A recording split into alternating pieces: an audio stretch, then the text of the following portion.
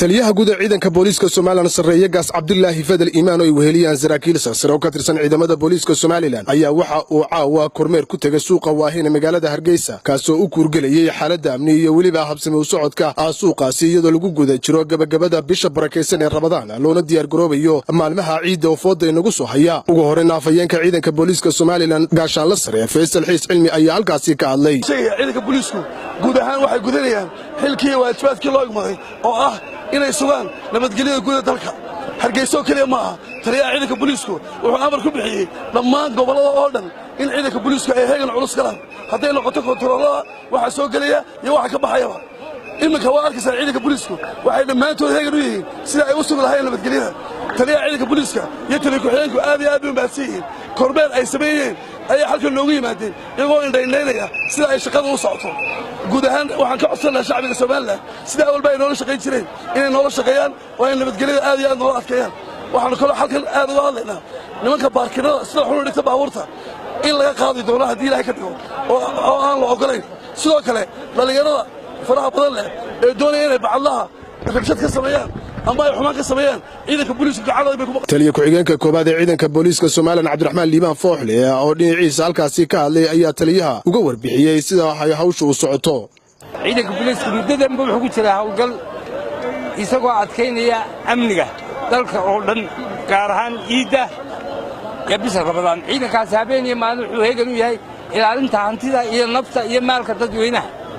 halka waxa noogu yimid taliyaha ciidanka guud waxaan ku soo dhaweynayaa taliyaha gabagabadina taliyaha guud ee ciidanka booliiska Soomaaliland sareeye gaas Cabdullaahi Fadal Iimaan ayaa ka warbixiyay ujeedada kormeerkiisani fariimo kala duwan u diray bulshada iyo waliba ciidamada booliiska aan ku eegayay hawlgal taliyaha ciidanka booliiska ee taliyaha koobaad ee ciidanka booliiska bariyahan hogaaminayay oo ku saabsan ilaalinta nabadgelyada guud ee dalka iyo u diyaar garowga ciidda soonfureed ee nagu soo socota halka waxaan sheegay shacabka reer Soomaaliland iyadoo ciidanka booliiska marba Ilaahay tala saaranaya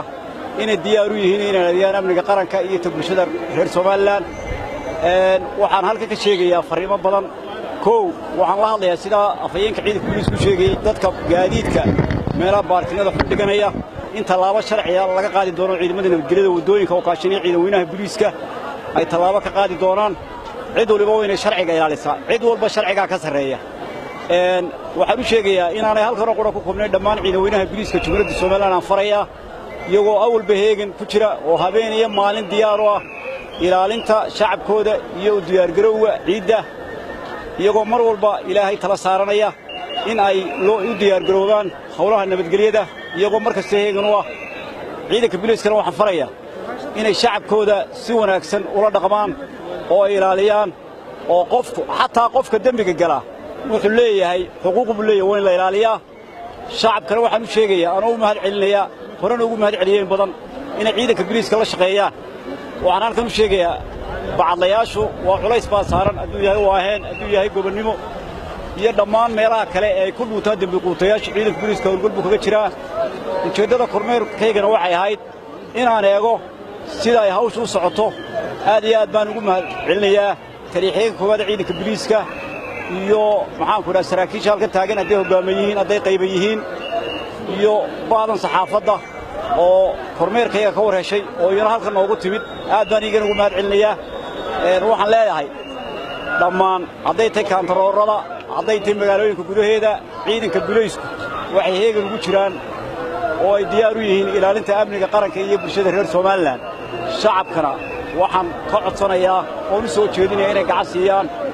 ciidanka booliiskana ay ilaaliyaan dadkooda waxa jira had iyo jeer ana uga mahad celinaya guddida bacadlaha iyo dhammaan bacadlayaashaba u mahad celinaya iyo ganacsatada waxa jira kooxo dhalinyaro had iyo jeer waxyaalaha dhaqankeena ama sharciga ama diintoona ma ogolaan ku kaca oo dumarka soo jiita waxaan uga digayaa cidda arrinta lagu qabto iyagoo guddida iyo bacadlayaashuba arrinta nagala hawlgaleen cidda lagu qabtay ciidanka booliiska arrinta ku qabtaan inta laba sharciga laga qaadi doono Rashiid Cabdiwahaab Xuseen Universal TV Hargeysa.